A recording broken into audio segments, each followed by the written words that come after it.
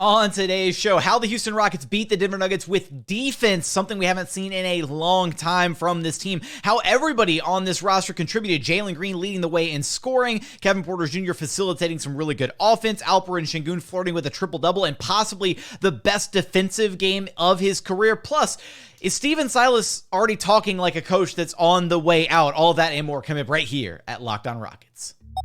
This is Mission Control, Houston. Ignition sequence start.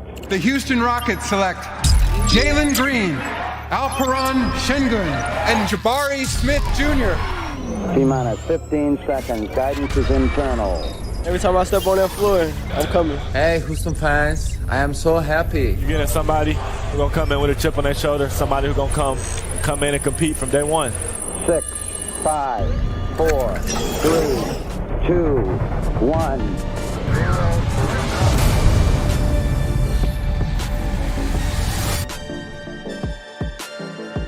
What's up and welcome to another edition of Locked On Rockets, your daily podcast home for everything Houston Rockets basketball. As always, I'm your host, Jackson Gatlin, native Houstonian and credentialed media member. I'm also the host of Locked On NBA Mondays. Be sure to follow along on Twitter at JT Gatlin. The show, of course, at Locked On Rockets, free and available wherever you listen to your podcasts, including YouTube. Just go to YouTube, search Locked On Rockets. Be sure to like, comment, subscribe, all that good stuff. Let me know your thoughts about this Rockets-Nuggets game. A lot of positive takeaways from this game, a game where it felt like everybody who played for the Rockets contributed in some form, significant fashion. You know, key guys off the bench, Christopher, Tari Eason, felt like all the starters contributed in a big way in this game. We're going to get to all of that. But as always, thank you so much for making LOR part of your day every single day, whether it's on the way to work, on your lunch break, at the gym. Thank you for making LOR part of your day every single day. Now, today's episode is brought to you by BetterHelp. Give online therapy a try at betterhelp.com/lockedon and get on your way to being your best self. Tell you what, the Rockets were their best selves in this game against the Denver Nuggets. We saw everybody contribute in such a big way in this game. 7 players scoring in double figures for the Rockets, but the part that I want to talk about the most is the defensive side of things. This Rockets team locked in and played some of the best defense that I think I've seen arguably all season, in that fourth quarter against the Nuggets. And it wasn't just like, they're locked in on the bench. It's like they were locked in, and then the Nuggets threw Jokic back out there and like, all right, let's try and get back into the game. And then the Rockets kept shutting them down. It was like they gathered this snowball of momentum and they could not be stopped in that fourth quarter. And a big part of that, right, was the energy that was injected into this game from guys like Christopher and Tari Eason, who were out there mucking things up. Really, they're not getting after it like they're supposed to. They were getting after it like they were supposed to. Like, this game was, first off, I mean, it was back and forth between Nuggets and Rockets for the first 3 quarters or so. Rockets go into the fourth quarter with a 1-point lead. 1-point lead, 86-85, going into that fourth quarter. And something there at the top of the fourth quarter, they just locked in. And so I asked Stephen about it post-game, and he actually shared a couple different thoughts that I want to build upon here in our first segment while we focus on the defensive side of things for the Rockets. You held them to 7 points there in the fourth quarter before the bench unit came in for Denver. I mean, what were you seeing in that sequence? Josh had 3 steals in about a minute and a half. Then Tari gets a steal, Jalen gets a steal. What were you seeing as far as the defensive intensity in that quarter? Yeah, there's a lot of defensive activity. Those guys were in the right spots. They were anticipating what was coming. They were making it hard on them, obviously. The steals were great. I thought Alpy had his best defensive game of his career tonight. I thought he did an amazing job on the defensive end, and I was proud of him for that. But yeah, that group when Tari and Josh were in the game was pretty special. And the other special part was Scoot, where Josh was playing well, and he had been in for 8 or 9 straight minutes, and I was going to take him out, and I brought Scoot, and Scoot was like, "You want to let him ride?" I was like, "Yeah, if you're good, I'm good." He's like, "Let him ride." So that I was going to take him out again, and Scoot was like, nah, leave him in. So that shows maturity from Scoot. I mean, that is like big time maturity, growth, caring about his brother, caring about the team, helping his coach, all those things he showed in that moment. So it's game 80, and we haven't won as many games as I'd like, but moments like that are a coach's dream. So a lot to unpack from Stephen Silas' commentary there. We'll start with the first tidbit, which is Alperen Sengun's defense, and it's gotten better as the year has gone on. Just last game, Jalen Green made it a point to make sure that the media understood how much better Sengun has been defensively this year after the game against the Lakers, shouting from his locker, way better, right? And being able to identify, and I even had a chance to ask Jalen to follow up with him on Coach Silas' comments saying this is, arguably Sengun's best defensive game ever. And Jalen just said the thing that Alpy's doing better is he's just making reads, right? He's making defensive reads and he's communicating better. All the little things that he needs to do defensively out of that 5 spot, he's been getting better and better at as the season has gone along. And that says a lot going up against a guy like Nikola Jokic, right? I mean, Jokic still walked away. He had 14 points, 10 boards. He had, 4 assists. Maybe you make the argument, Nuggets are probably mentally checked out a little bit. They're coasting to the finish line. Jokic didn't play his usual minutes load. This isn't the same Denver Nuggets team. They lost Jamal Murray. Murray played 9 minutes in this game. There are a lot of factors to consider, but it doesn't change the fact this is still the number 1 seed in the Western Conference. This is still an impressive win any way you slice it, that the Rockets were able to come out on top and really close this game out. Closing out games has been hard for this Rockets team this season. So seeing them really have the maturity, the poise, and the intensity to finish this one off strong is incredible. Now, the other point that he brought up about keeping Josh Christopher in the game. I love that, right? I love when coaches let the hot hand ride, or if there's a bench unit that, or if there's a combination of guys that are finding a lot of success together. I love when a coach is just like, nah, you know what? We're sticking with this group, right? Shout out to Kevin McHale keeping James Harden in the bench against the Clippers in the playoff series all those years ago, right? Like, love those moments, right? Where a coach identifies there's something beyond the analytics, beyond what, my suggested best 5 players are, whatever, on the court. That group has something going, and I'm not going to mess up the chemistry. Let it ride.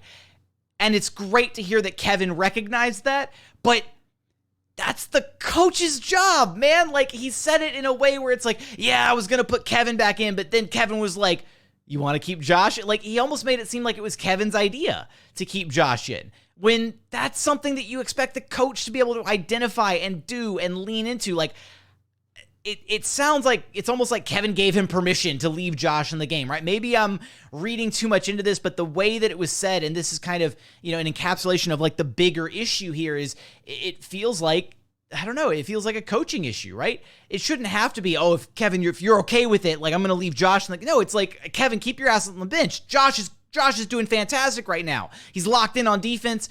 They're feeding off each other's energy offensively. Just stay over there for a little bit. If it starts to go downhill, then it'll get you back into the game. And obviously, you want to have that communication with, the players that you lean on the most, with your Jalen's, with your KPJs, with your Senguns, whatever. But I don't know. It's one of those weird circumstances where shout out to Kevin for, recognizing it, for understanding, and for making the sacrifice to want to be on the bench and to want to let Josh get those minutes, given how well he was playing. And he was playing a phenomenal game. Shout out to Josh. He was great in this game. Those 3 steals in about the span of a minute and a half there in the fourth quarter, just that snowball effect defensively. Everybody was feasting off that energy, right? Josh was, active in anticipating the passing lanes. Then Tari gets a steal. Then Jalen gets a steal. Like, everybody started really digging in defensively in that fourth quarter. And I want to credit Josh Christopher for a lot of that, because his energy really spread to the other 5 guys on the floor. I just wish that it had happened under different circumstances. I don't know. Maybe I'm reading too much into this. It just feels very weird. But hey, There's only a couple more games left of it, so who am I? I mean, I don't know. We'll see how this all plays out. And I do want to talk about Silas and his future here in the third segment because Silas did speak about his future before the Denver Nuggets game. So we've got that clip that we're going to run back a little bit later on. But coming up, I want to talk a little bit about how everybody contributed in this game. So many positive takeaways from across the board for this game from the Houston Rockets. We're going to get there in just one moment. But first, today's episode is brought to you by eBay Motors. For a championship team, it's all about making sure every player is a perfect fit. It's the same when it comes to your vehicle. Every part needs to fit just right. So the next time you need parts and accessories, head to eBay Motors. With eBay Guaranteed Fit, you can be sure every part you need fits right the first time around. Just add your ride to My Garage and look for the green check to know if the part will fit, or you get your money back. Because just like in sports, confidence is the name of the game when you shop on eBay Motors. And with over 122 million parts to choose from, you'll be back in the game in no time. After all, it's easy to bring home a win when the right parts are guaranteed. Get the right parts, the right fit, and the right prices on ebaymotors.com. Let's ride. Eligible items only. Exclusions apply. And continuing on here at Locked On Rockets, your daily podcast home for everything Houston Rockets basketball. Let's keep talking about this Rockets 124-103 win against the Denver Nuggets. Is this has to be one of the first times? There can't be more than like a handful of times that the Rockets have actually blown out an opponent in a game this season. I didn't bother looking it up before pressing the record button, but I mean, usually the Rockets are on the other end of blowouts. It's kind of weird for them to be on this end of a blowout. So shout out to the Rockets closing out the season strong, the final home game of the year. A lot of emotions in the building, a lot of energy with all the fans there, fan appreciation night, all that good stuff. Great way to kind of close out the season for all the fans in attendance for this final home game. Down this Rockets roster, everybody contributed in a big way. Every single player that played significant minutes made a significant impact in this game. And I'm saying significant minutes, so like 10 plus minutes. So basically everybody except for Jae'Sean Nix. And we're just going to go down the line here. I mean, let's start with Jalen Green. 32 points. Yes, it was on 12 of 27 shooting, but here's the takeaway from this. Jalen at times throughout his career has, but not so much recently, has had moments where he puts his head down, right? He starts struggling a little bit and he either gets a little bit less aggressive or doesn't keep attacking the way that he needs to. This game, at no point did Jalen stop attacking, right? 27 shot attempts means he was just going at it.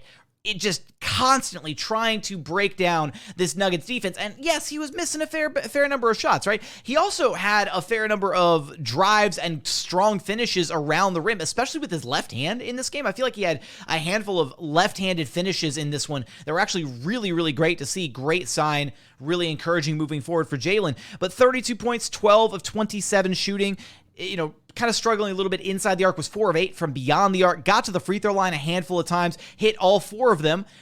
Here's the thing, he also had a lot of drives where he probably received a little bit of contact and didn't get the whistle, and that was a big part of it, right, is getting to the rim. You get bumped, you get those bumps, bruises, whatever, and at one point in the fourth, Jalen, was complaining, I think it was in the fourth, is complaining to the sideline official, gets a technical called on him, like it's, he was frustrated about himself, because I'm sure he probably could have made some of those layups that he wound up missing in and around the rim, even though he was getting contact that wasn't being called.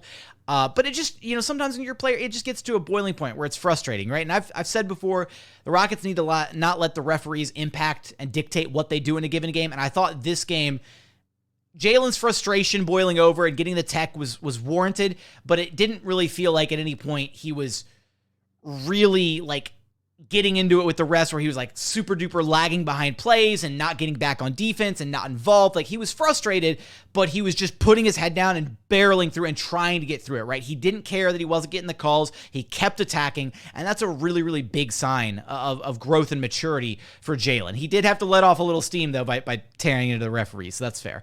KPJ was, he was orchestrating some really phenomenal offense in this game, played within his lane. That has been my biggest thing for KPJ for so long, right? Is stay in your lane. Don't try to do too much and wait for your windows and your opportunities to strike. He did just that in this game. 20 points, 7 of 17 shooting, was 5 of 11 from long distance. I love it when Kevin takes the majority of his shots from three-point land. It is great to see, right? Because he's easily the Rockets' best shooter. So let him take a majority of the threes, right? And let him take threes that are generated by other people, right? Have him start the offense, move the ball around, share it, and then get it back out to Kevin to be not only your play starter, but your play finisher. And at one point in the third quarter, Kevin just caught fire. He drilled 3 triples in a row. He was sitting there with 7 points, and then he drills 3 threes in a row. And then 9 points, I should say. And you look up and he's already at 18 points. And he waited for his opportunity, right? So it wasn't forced or anything. It was, okay, open 3, boom. Okay. All right, you're going to leave me open? Boom, another open 3. Oh, really? And then the third one was a bit more of a heat check style 3, which is totally fine. And then he had a couple more after that didn't wind up going in. But at that point, you drill 3 threes in a quarter, by all means, keep hoisting because you got something going there. And then the playmaking in this game, 9 assists to only 2 turnovers. That's a great ratio for Kevin. And he had some really great dives just setting up his teammates. Really, really strong performance from KPJ in this game specifically.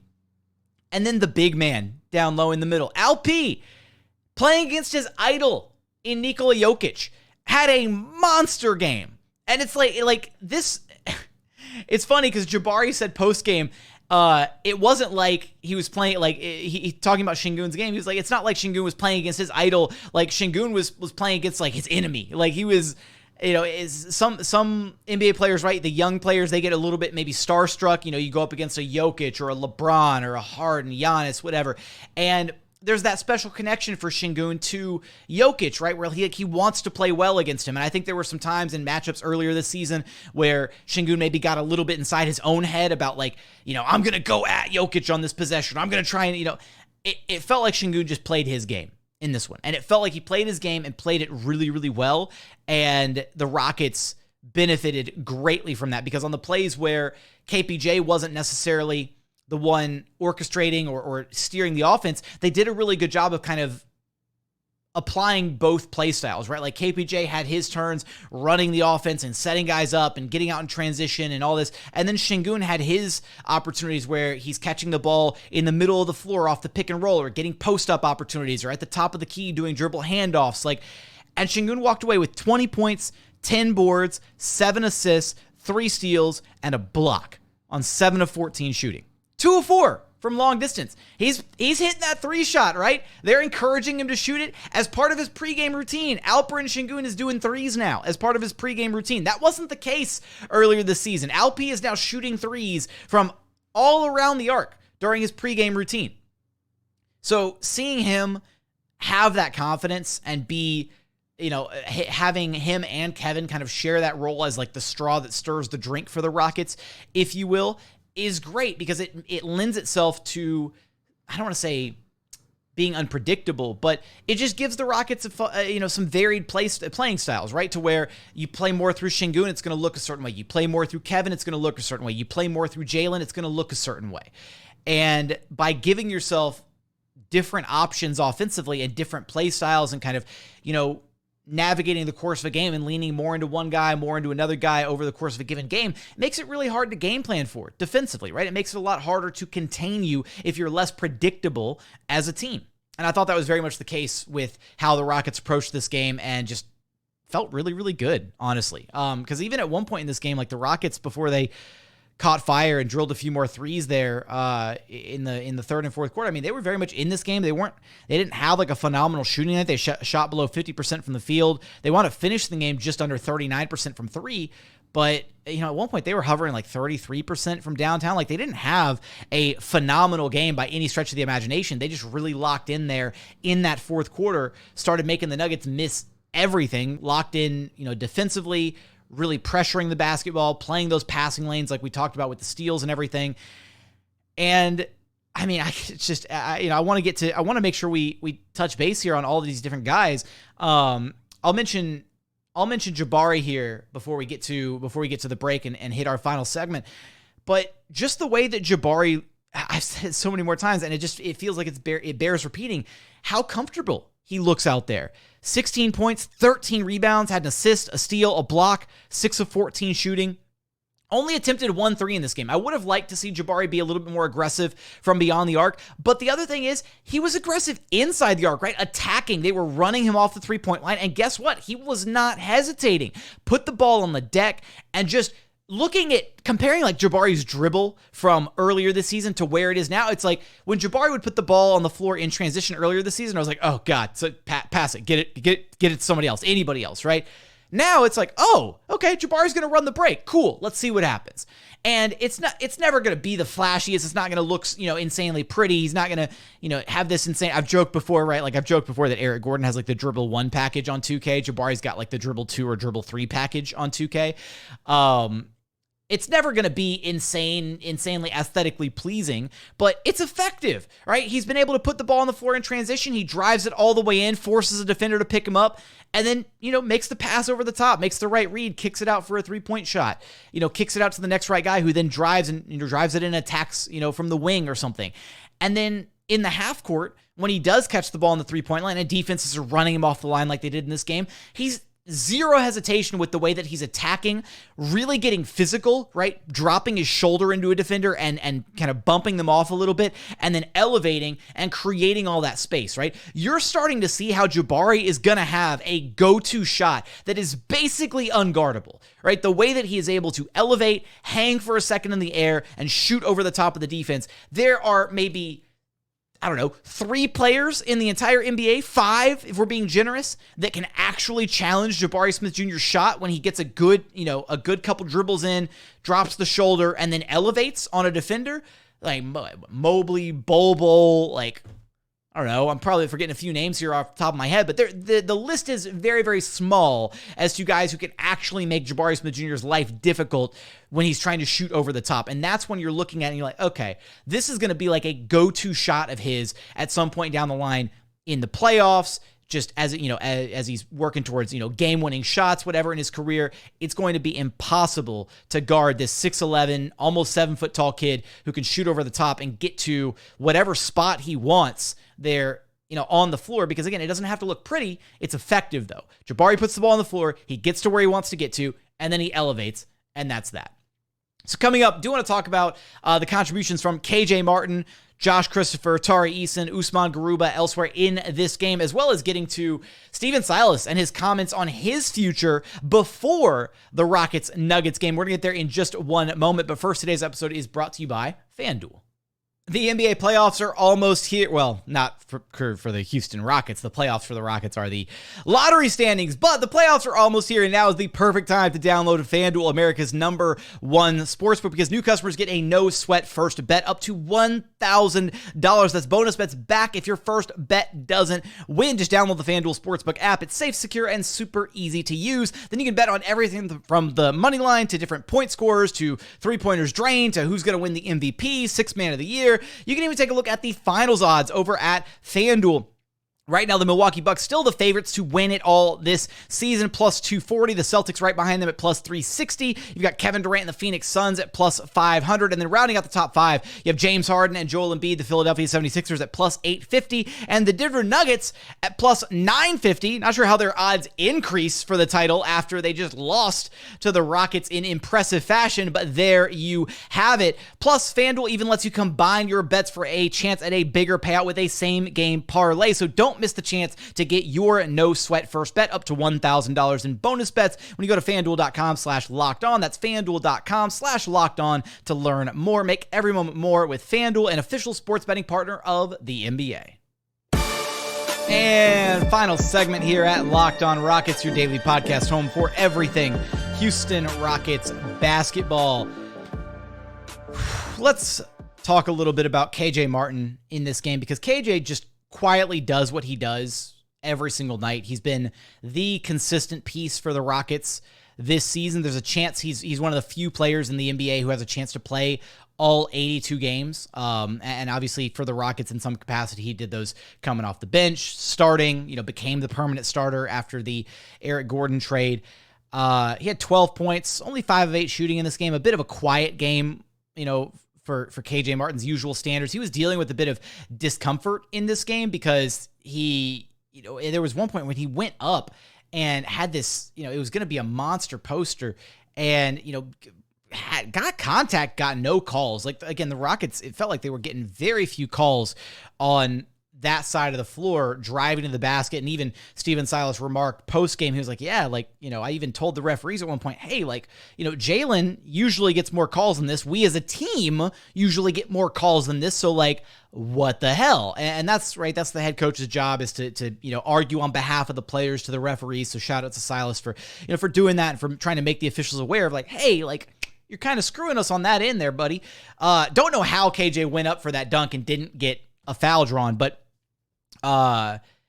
it's one of those where, like, the super awkward play, right, where KJ goes up, ball pops loose, Josh is like dancing in the corner for a second, like, is it a live ball, or are they gonna call a foul, and then like shoots a three after like a handful of seconds. Like, it was such a weird possession. KJ was really frustrated by it. KJ was frustrated post game by it, but I checked with him. I was like, "Hey, are you good?" And he was like, "Yeah, I'm fine." So he's not hurt or anything. So that's a good sign. And random sidebar here. I forget if I mentioned this on a recent episode, but I feel like it bears. I'm gonna, if I repeat myself, I apologize. I noticed that KJ and Jalen and KPJ have this little handshake that they do. It's such a small thing. It's so inconsequential in the grand scheme of things, but I thought it was so funny. This little handshake that they do whenever any of them are at the free throw line and like they're all on the court together, they do this handshake routine. And it's like, rather than just, dapping up whatever, they like watch when KJ goes to shake Jalen and KPJ's hands, during a free throw routine, whatever. It's like a very professional, formal handshake. And so I asked KJ about it before the game. I was like, hey, I noticed this thing, and I got to ask, like, who started this? And he was like, he said it was a thing that me and KPJ started, or me and Kevin started, and then, Jalen and I started doing it during games, and so then Kevin and I started doing it during games, and now it's our little thing. And he goes, it's my workplace. We're just trying to keep things professional, and I thought it was like such a funny response. And he goes, I didn't even know if anybody was going to notice it. So not only did I ask him about it pregame, and then he did it once during this game, not during a free throw routine. It was like right after a dead ball or something, or maybe Jalen was going to the foul line for like an and one attempt or something.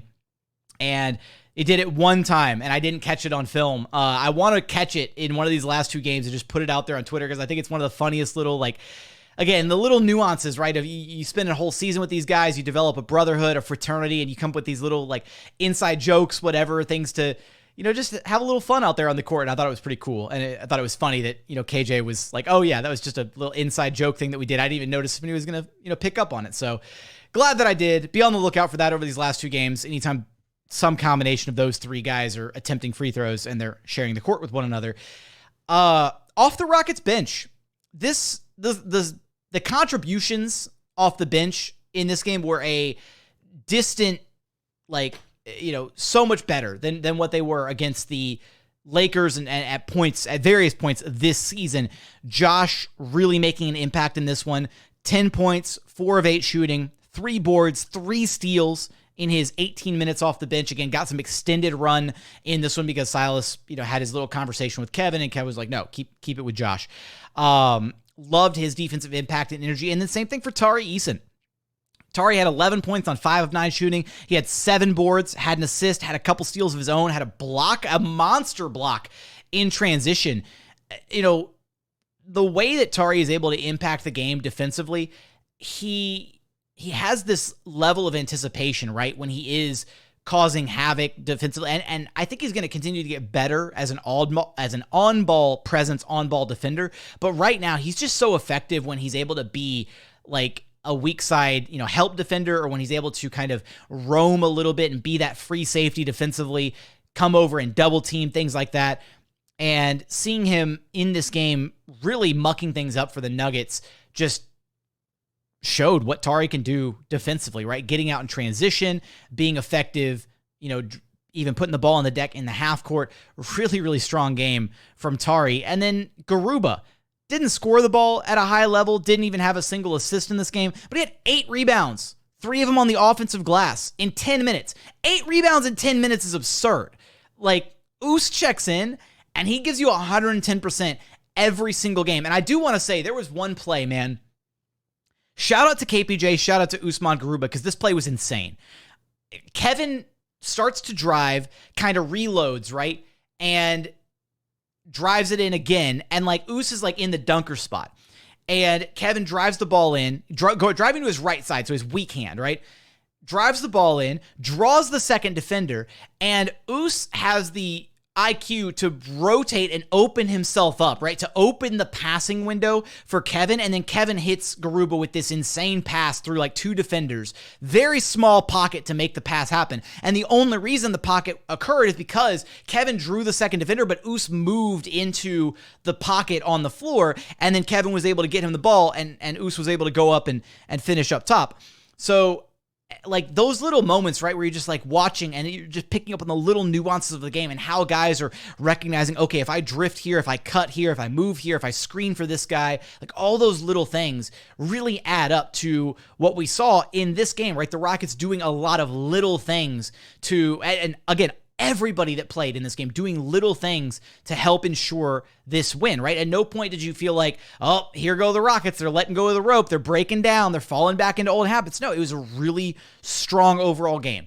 Jalen Green leading the pack. KPJ staying in his lane, facilitating, scoring when he needed to. Sengun being made a primary focus of what the Rockets were doing and holding his own defensively in this game. Jabari Smith Jr. attacking off the catch. KJ Martin doing his thing. Like, I don't know. This was as close to, I think, a perfect game for this group of guys that you can expect to be played. So I was really proud of every single guy that stepped on the court in this game. They all helped out in some way or another. I do want to touch base really quick here though on Stephen Silas and what he had to say before this Rockets Nuggets game took place. So let's run that back really quick. But I am proud of the job that I've done, and I have a 3-year contract, and this is the last home game of my 3 years. So whatever happens after this, but I can't be anything but proud. And then in a follow-up to this statement, Stephen was asked if he had had any conversations with either Rafael Stone or Rockets ownership, the Fertittas, about his contract situation and what it would look like moving forward. And he said no, just a flat out nope, no conversations to this point. And we you can kind of take that and go also back to the trade deadline when Rafael Stone was asked about Stephen Silas' contract situation, and I believe Stone's answer, I'm paraphrasing a little bit here, was something along the lines of, it would be inappropriate to talk about, to discuss someone's contract publicly. Like we don't do that. And I think that in the comments and quotes that you've heard from Stone and the way that Silas kind of answered that question, whatever happens is going to happen. I've had my 3 years here. It's my, last home game, whatever. It's almost like the writing is on the wall. And again, I feel for Stephen. He is an incredibly genuine, kind human being, one of the nicest guys you'll ever have the chance to talk to. But it did kind of feel like I think he understands he's probably on his way out. Maybe that's where the quote came from before when he gave credit to his assistant coaches for that play. And it was like, yeah, Mahmoud and Higgins and, trying to give them a little bit of positivity, give them a little bit of props on the way out the door, whatever it is. But it did kind of feel like there was this air of everybody's there. And it's kind of like the elephant in the room, right? And Silas kind of addressing it like, hey, I could be on the way out. It was nice for Stephen to be able to, get a win for the Rockets' last home game in what is possibly the last home game with him as the head coach. There's a lot of things that, I do want to be able to give Stephen credit for being the head coach of this team. It has not been an easy 3 years, but at the same time, the Rockets have to make an upgrade, right? If you can find a better, more well-suited head coach, then I don't think there's not enough that I can point to say, yeah, Stephen Silas deserves a chance to run it back next year. And if your entire argument is Stephen Silas never got a fair shot at coaching a legitimate team because this Rockets team was rebuilding and they've been super young and this year they were even younger than the UH Cougars, like if that's your whole argument as to why he should get another year, well, first off, he would either be a lame duck coach, which you don't want to have if you just pick up the option on his final year. Nobody wants to have a lame duck coach sitting around. That's just not a great situation for anybody because there's all this uncertainty and it's very weird. So you don't want that. And you definitely, given what we have seen over the last 3 years, I don't think he warrants an extension. So Like that's what you're banking on, right? Is if you want Stephen Silas back next year, you want him to be extended. And I don't think Stephen has done enough to warrant even being in the discussion, even in the neighborhood, even in the same zip code as, the discussion of, extending him as a head coach. Because at the end of the day, you have to make the most of what you got with a certain group of guys, right? A coach has to adjust his philosophy, his approach to the game, his or her approach to the game to their players, right? And I don't think that, Silas really did a great job of that throughout his time, right? There's a very clear, he has a philosophy, a vision for how he wants the game to be played. And at times I feel like he's been very rigid in his philosophy and how he approaches the game and his, preconceived notions about certain players and what they can or can't do. And, that rigidity is not good for a group of young guys where there could have been a lot more experimentation this season. We could have seen a lot more. We could have, had a better understanding of what some of these guys were truly capable of had they just been a little bit more willing to do some different things here and there. And I think at this point, what this team needs, maybe if the Rockets didn't have all this cap space, if they didn't have, a chance to add a top draft pick and to, or possibly trade that draft pick for a more established player and, sign a marquee free agent like a James Harden or hell, a Draymond Green or whatever, bring in a significant name. And if they didn't want to be, suddenly a relevant team again next year, then yeah, maybe you say, all right, give Steven one more chance, right? Let him run it back one more year. He's seen the rebuild through this part. If they're going to be another young team next year and things aren't going to look that much different, then maybe you just let him run it back one more year, give him a 1 year extension so that he's not a fully a lame duck coach, whatever. Maybe that's but that's not the reality we live in. The reality we live in is the Rockets want to be good next year. They've got all this cap room. They're going to add another top draft pick. They can change the complete makeup of the organization overnight, and where that starts and has to start for an organization that's been kind of the laughingstock of the NBA for a couple years in a row. You've got to generate some confidence in the organization. And how do you do that? You bring in an established coach. You bring in an established coach with some pedigree. Ideally, maybe some championship pedigree would be nice, but just somebody who you can look around the league and say, okay, the Rockets are clearly doing something right. They're moving in the right direction. They brought in an Udoka, an Atkinson, a Sam Cassell, somebody who can command some respect, a Nick Nurse, right? Somebody who around the league, you're like, okay, all right, possible free agents, marquee guys, whatever. They're looking at Houston, they're saying, okay, they're trying to get back on track. They're trying to become a respectable organization again. Maybe Stephen Silas does have a future as a head coach somewhere, but it's not going to be with the Houston Rockets. And I it hasn't happened yet, but I do wish Stephen all the best moving forward, because he's been nothing if not one of the most genuine individuals and a total pleasure to, have discussions with and talk basketball with, all that stuff, even if I don't necessarily agree oftentimes with his approach to the game. So with that, that's going to do it for today's episode. We got 2 games left in the season, and you know what? The Rockets won a game.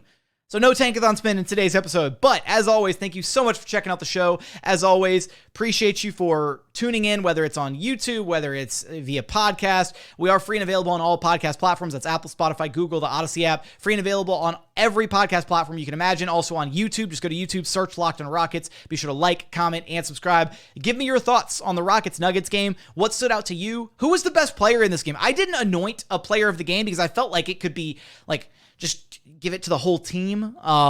Give it to the defense. Maybe give it to Josh Christopher for his impact in the fourth quarter. I don't know. Who should be the player of the game? Tell me in the YouTube comments. But as always, thank you so much for watching. Thank you so much for listening. We look forward to having you back right here at Locked on Rockets, your daily podcast home for everything Houston Rockets basketball.